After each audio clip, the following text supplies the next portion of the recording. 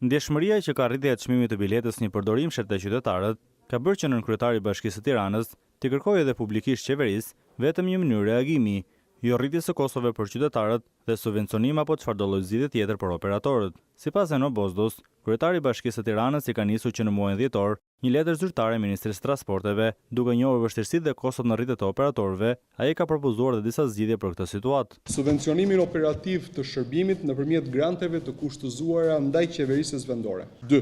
Subvencionimin social për kategoritë që sipas ligjit e përfitojnë transportin publik falas. 3. Ulja apo eliminimi i TVSH-s për transportin publik. 4. Eliminimi i akcizës naftës për transportin urban qytetas. 5. Ndryshimin e legjislacionit për emtimin dhe prodhimin e biletave të transportit në sistemin elektronik, gjë që do të shmangte abuzivitetin në përdorimin e shërbimit publik të transportit. 6.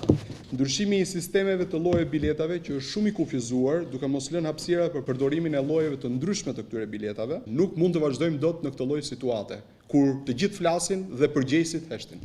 Ndërkohë, Ministria e Transporteve në reagimin e saj zyrtar deklaron se qeveria do të përgatisë amendimet përkatëse ligjore për transferimin e të drejtës së përcaktimit të çmimit të biletave autoriteteve të pushtetit vendor dhe do të dërgojë këto amendime ligjore për miratim në parlament javën e ardhshme.